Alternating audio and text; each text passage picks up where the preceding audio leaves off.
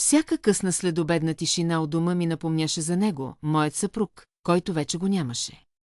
Тази особена тишина, натежала след години на болка, ме накара по инерция да прекрача прага на кабинета ни.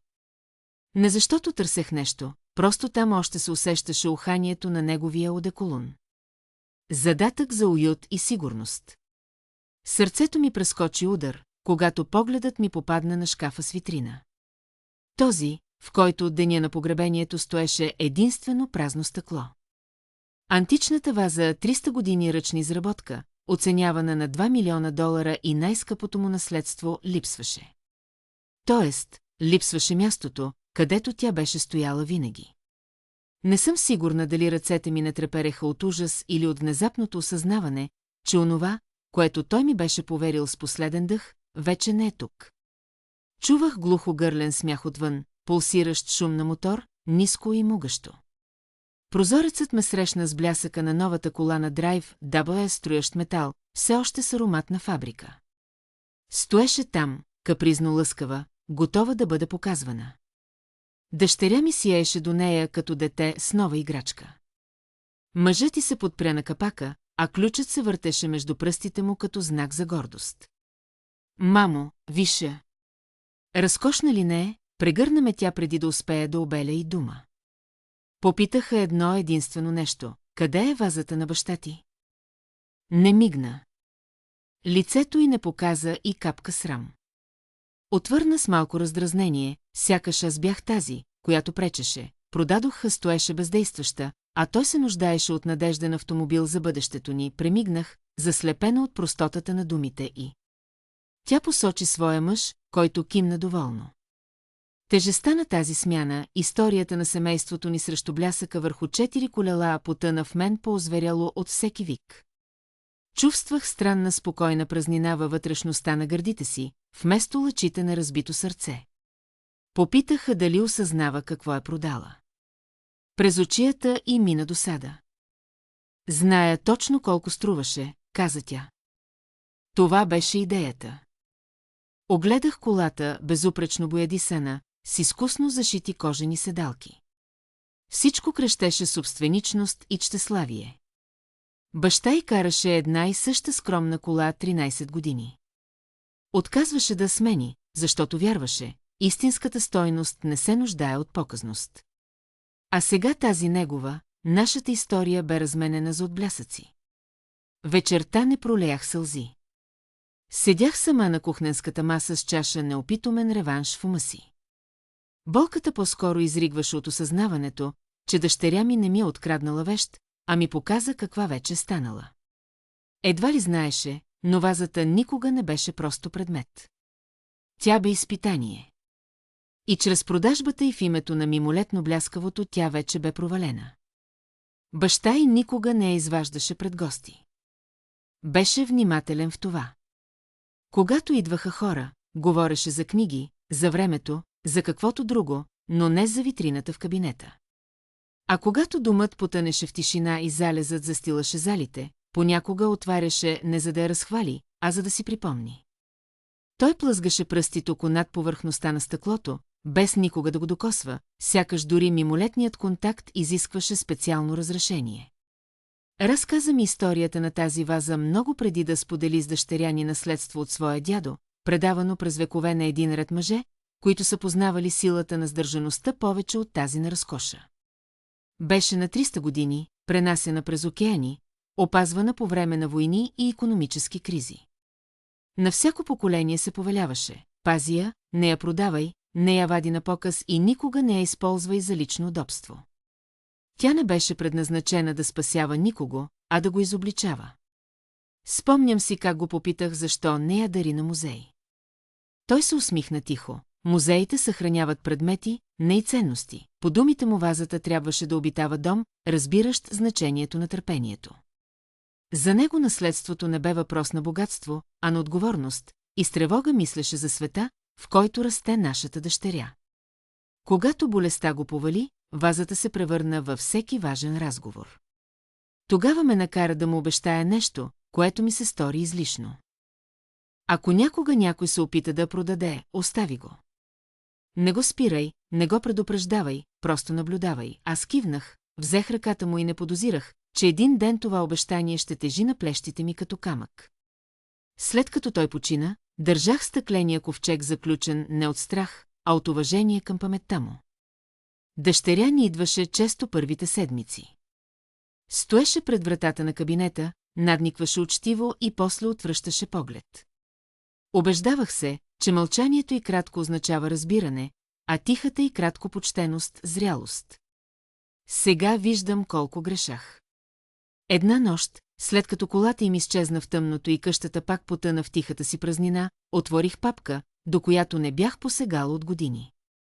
Вътре имаше документи, които той настоя да държа отделно от всички останали и не в касата, не завещанието, а на едно, обикновено място, лесно да пропуснеш. На първата страница ме посрещна негов почерк. Ако четеш тези редове, вазата е изчезнала, изтръпнах, дъхът ми забави ход, а под бележката се подреждаха договори, датирани години преди диагнозата му от траст, клаузи, подписи, които познавах, но никога не бях разбирала в пълния им смисъл. Той не беше параноик. Беше подготвен. Колкото повече четях, толкова по-ясно осъзнавах една неизбежна истина – вазата не бе предназначена да бъде охранявана вечно. Тя трябваше да бъде изпитана. Не се изправих срещу тях веднага. 2 денонощия носех тежестта на това откритие, без да позволя на сълзите или на гнев да издадат уязвимост. Отговарях на съобщенията на дъщеря ни с едносрични думи, пренебрегвах снимките, които ми пращаше колата в различни квартали, сякаш многократното преместване можеше да оправдае цената, платена за нея. Всяка нова снимка говореше по-силно от предишната. На 3-тия ден те влязоха без предупреждение. Чух двигателя преди да ги видя, същото ниско ръмжене, което спира вниманието и държи погледа. Зет ми слезе пръв, твърд в походката си, усмихнат, вече сякаш у дома в пространство, което вече не беше мое. Дъщеря ми се появи на прага с кутия сладкиши в ръце, едно безмълвно предложение за примирие, което, надявах се, щеше да заличи напрежението, натрупано с времето. Седнахме в хола. Въздухът между нас беше напрегнат, опънат като струна от всички неизречени думи. Искам да ми кажете стъпка по стъпка как стана продажбата, рекох аз. Дъщеря ми заговори бързо, сякаш беше репетирала речта си по 100 пъти. Обясни, че е било просто. Един колекционер, частно споразумение, никакви усложнения. Прибави почти с гордост, че парите вече били похарчени, сякаш тук приключвало всичко. Съпругът ти се прислънчи в канапето, кръстоса ръце на гърдите и започна да блъска с ключовете под ланта си, звук остър и умишлен. Ваза, която събира прах години наред, каза той. Нали е по-добре да се превърне в нещо полезно? Попитах го дали е срещал някога моя мъж. Той се засмя, отговори, че не, но че е чувал достатъчно истории, старомоден, прекалено предпазлив, сантиментален. Светът не награждавал тези, които се вкопчват в миналото. Дъщеря ми не каза нищо. Гледаше пода, нагласи пръстена си и остави баща си да се превърне в неудобно препятствие между тях и желаното спокойствие. Вазата не беше нейна да продава, заявих аз, и гласът ми прозвуча порешително, отколкото очаквах. Лицето на дъщеря ми се втвърди. Тя отвърна, че предметът е в дома и от детството, че така се е превърнал във фамилна собственост и че аз преигравам, защото липсвал на съпруга ми. Мъжът до нея кимна в знак на съгласие и добави, че всичко е било уредено по закон. Те си справиха, готови да си тръгнат, сякаш разговорът вече бе приключил. Преди да затворят вратата обаче, дъщеря ми се обърна и хвърли последния си камък.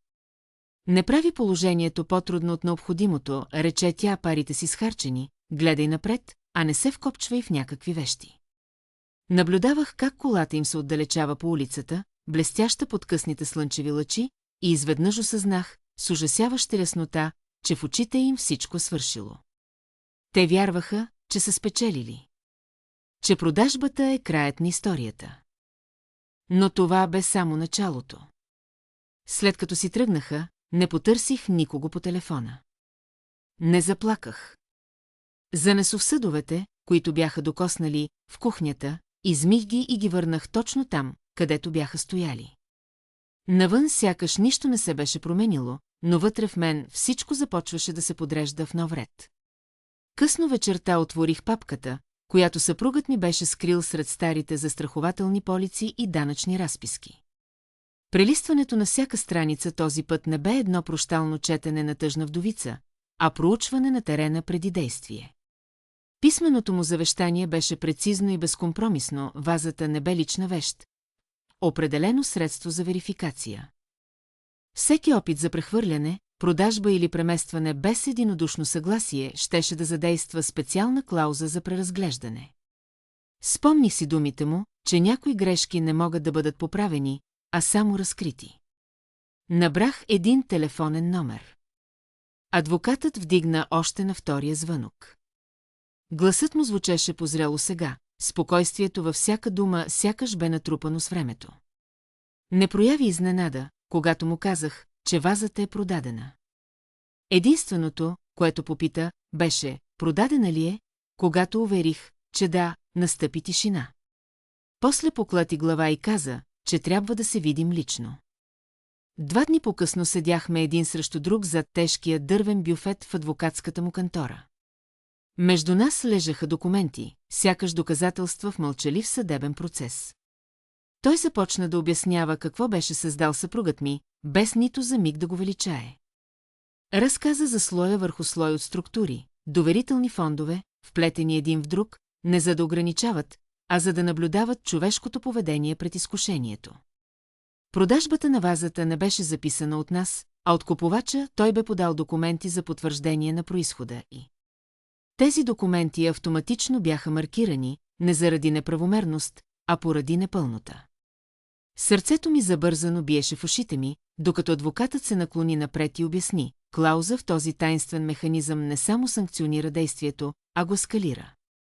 Веднъж задействана, тя внасяше във внимателна проверка всяко свързано с него имущество, банкови сметки, покупки, преводи, дори колата.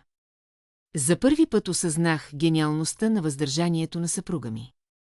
Той не се опитваше да контролира бъдещето, само бе подредил съдбата му така, че да бъде измерима. Когато излязох от офиса, телефонът ми извъня снимка от дъщеря ми, съпругът й полираше предния капак на колата, а под нея пишеше само «Струваше си». Не отговорих. Вече беше настъпил моментът на отмерване. Първият сигнал за проблем се появи тихо. Позвани дъщеря ми късно вечерта, гласът и не беше загрижен, а раздразнен. Нещо било с колата, обадили се от автокъщата, видиш ли документи липсвали. Тя се засмя нервно и подмина нещата като административна грешка, случват се при плащане наведнъж. Аз слушах мълчалава. На следващата сутрин звънна отново. Този път гласът ти беше стегнат, дрезгав. Банката временно задържала прехвърлянето на регистрацията без обяснение, без краен срок. Съпругът ти безнееше, обикаляйки къщата, звънял на всеки, който отказвал да му вдигне. До третия ден смехът изчезна. Куриера донесе официално уведомление, тежък лист хартия с безпристрастен текст, искане за уточняване на произхода на ценна антикварна вещ, наскоро продадена. Купувачът бил инструктиран да замрази всяко движение на средства, докато проверката не завърши. Една единствена пауза и целият каскаден процес блокира, включително колата. Дъщеря ми се появи на прага ми без предупреждение, с зачервени очи и разклатена увереност. Попита дали имам идея какво се случва. Казах и, че знам всичко. Тогава тя спомена, че са се намесили разследващи, че сметките на мъжа и са подложени на преглед, защото покупката беше маркирана като свързана с условно доверителен актив. В този момент най-после и казах цялата истина. Част 5 от 7. Обясних и какво е построил нейният баща. Не от отмъщение, не като капан, а като изпит. Разказах и, че вазата никога не е била замислена да седне в шкаф завинаги. Тя е била предназначена да бъде единственото нещо, на което никой не може да устои да не злоупотреби. И като го направи, всеки разкрива всичко, което активът трябваше да знае. Тя ме гледаше втренчено, клатейки глава, твърдо настояваше, че това е несправедливо, че не е знаела, че никога не би я продала, ако бе разбирала последствията. Мълчах, докато не свърши. Тогава и казах честа, от която не можеше да избяга. Клаузата не съди невежеството. Тя наблюдава поведението. В момента, в който вазата беше продадена, за да се финансира нещо чисто разточително, активът реагираше точно така, както беше проектиран. Телефонът извъня, докато седяхме там. Без да се замисли, тя вдигна слушалката на високоговорител. Силен глас на другата страна обясни, че превозното средство вече е под активна рестрикция, в очакване на преглед. То не можело да бъде продадено, прехвърлено или рефинансирано. Всеки опит за преместване щял да бъде считан за пречка. Тя остави телефона с кута си. За първи път от смъртта на съпруга ми, усетих неговото присъствие не като отсъствие, а като намерение. Той бе планирал за щеславието много преди то да покаже лицето си. Сривът не се случи внезапно. Той се разгръщаше на пластове, всеки от които отнемаше нещо, за което вярваха, че е постоянно. Първо беше колата, паркирана в двора, недосегаема, символ на гордост, която вече не можеше да се движи. Съседите задаваха въпроси. Приятелите спряха да искат качвания. Блясъкът стана срамежлив. След това започнаха да пристигат писма. Банките искаха документация. Мениджъри по сметки насрочваха срещи, които вече не бяха учтиви. Бизнес партньорите на съпруга и станаха дистанцирани, внимателни с думите си. Прегледът имаше начин да направи това. Той не обвиняваше. Просто чакаше. И чакането накара хората да говорят. Дъщеря ми спря да ми изпраща снимки. Престана да ми звъни, освен ако не беше наложително. Когато накрая дойде да ме види, не донесе сладкиши този път. Седна на масата в кухнята, с наведени рамене, ръцете й бяха сгънати, сякаш се страхуваше да докосне нещо. Тя каза, че бракът й е под напрежение, че съпругът я обвинява, че не е проверила детайлите на сделката, че казва, че баща й е манипулирал бъдещето от гроба. Попитаме дали това е вярно. Каза и, че не. Обясних и, че баща й оставил бъдещето да се разкаже само за себе си. Разследванията се задълбочаваха. Нищо криминално не беше открито, но и нищо не беше изчистено. Активът изискваше прозрачност, а прозрачността изискваше търпение. Всеки луксозен покупка, свързана с продажбата, беше подложена на скрутинии. Всеки трансфер бе поставен под въпрос. Животът, който бяха построили на бързина и видимост, внезапно се движеше с темпото на закона. Един вечер дъщеря ми се срине. Заплака по начин, по който не беше плакала от детството си. Каза, че е изплашена, че всичко се чувства нестабилно, че има нужда от помощ. Гледаха и почувствах познатата болка, инстинкта да защитавам, да оправя нещата, да спра болката. Онзи импулс ни доведе до тук. Седнах срещу нея и кратко разказах истината, колкото може поспокойно. Не загуби самата ваза и казах. Загуби правото да решаваш кое има значение, попита дали може да направи нещо, за да поправи щетите. Разтворих ръце, процесът вече бе стартиран. Единственият път беше напред. Тази нощ колата остана в гаража мрачна и немигаща. За първи път я видях така, каквато всъщност беше много скъпа грешка. Крайната среща се състоя в стая, нарочно лишена от всеки сантимент. Никакви семейни снимки, никакви меки цветове, само дълга маса, прилежни линии и циферблат, чието тикане отмерваше всяка секунда неловкост. От едната страна седяха дъщеря ми и съпругът и, от другата аз, заобиколена от адвокати и документите, подготвени от моя съпруг години преди да се замислим, че някога ще ни потрябват. Никой не вдигна тон. Водещият юрист прочете клаузите бавно, умишлено, сякаш отдаваше на всяка дума време да се утвърди. Договорът за доверителен фонд не беше наказателен, той беше условен. Не почиташе роднинската кръв, а способността за отговорно управление. Продажбата на вазата, за да се финансира луксозен придобив, попадаше под дефиницията за провал в надзора. Съпругът на дъщеря ми се опита да възрази. Сделката била легална и на пазарна стойност. Адвокатът кимна без емоция и продължи. Никога не ставаше дума за законността, а за намерението. Когато финансовата проверка приключи, решението бе окончателно. Всички останали активи се връщаха при мен оцелелия съпруг. За наследниците в бъдеще щеше да е нужна единодушна подкрепа от страна на тръстовите настойници и доказана финансова отговорност.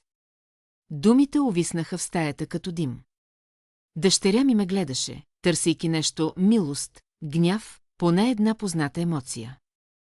Нищо не й дадох. В онзи момент не бях майка, а изпълнител на едно обещание.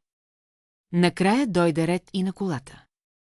Запечата се под ограничения, нито продажба, нито прехвърляне, нито лост за преговори. Предметът, с който смятаха да демонстрират успеха си, се превърна в паметник на тяхната грешка. Срещата приключи. Дъщеря ми не обели и дума, съпругът и прибра документите мигновено, увереността им се бе изплъзнала, остана само сметка и пресмятане. Тръгнаха, без да се обърнат. Аз седях, докато стаята не остана празна. После станах, благодарих на адвокатите и излязох сама. Не вдигнах тон, нямаше нужда. Всичко важно вече бе казано. Животът не се върна към старото си темпо. Настъпи нещо по-тихо и по-чисто.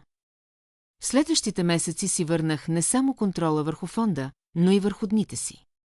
Продадох къщата, която отекваше със спомени, и се преместих някъде по-скромно, където тишината е мир, а не пустота. Вазата така и не се появи. Но вече нямаше нужда, тя изпълни своята цел. Моят съпруг веднъж ми каза, че истинското наследство не е това, което предаваме, а това, за което отказваме да затворим очи. Дълго време не разбирах напълно думите му, докато не ги почувствах на гърба си. Сега с дъщеря ми говорим внимателно, без скандали, без упреци, просто със съзнателна дистанция. Тя научи, че любовта не дава право на привилегии. Аз осъзнах, че укриването на последствията може да бъде по-голяма вреда от самия удар. Тази промяна пренасочи доверието ни. Част от него вложихме в програми за опазване на исторически артефакти, други в стипендии за младежи, които изучават етика и финанси, а трети в юридически клиники, където семейства улавят прозрачност вместо таинственост при наследствени спорове. Ако нещо трябва да устои във времето, нека е разбирането. Не чувствам победа, усещам решителност. Блестящият автомобил беше освободен след прегледа, но тогава вече нямаше значение. Върхът на блясъка побледнява бързо, ако няма кой да го възхищава. Остава само уроците, които съпругът ми остави с търпение и предвидливост. Някои вещи ценим заради цената им, други заради това, което разкриват. Единствената истина, която този разказ ми завещава, е, наследството не се измерва с това, което получаваме, а с онова, което решаваме да защитим, когато никой не гледа. В края на всичко научих най-трудната си поука. Любовта не оправдава безотговорността, кръвта не дава собственост, а наследството не е за паради, а за отдаване на почит към предците. Вярвах, че да отгледаш дете означава да предпазиш от болката. Бях сгрешила. Понякога най-големият подарък е да позволиш последствията да научат там, където думите са безсилни. Съпругът ми знаеше, че истинското лице на човека се разкрива, когато изкушението се маскира като право. Той не залагаше капани, той даряваше яснота. Това, което дъщеря ми загуби, не беше пари или удобство, а доверие. А доверието, веднъж счупено, струва повече от всеки фамилен реликварий. Ако ще запомните нещо от тази история, не смесвайте блясъка с ценността и не разменяйте безценното за нещо, което просто изглежда внушително. Сега искам да чуя вас, какъв урок си тръгвате от тук? И от кой град ме слушате днес?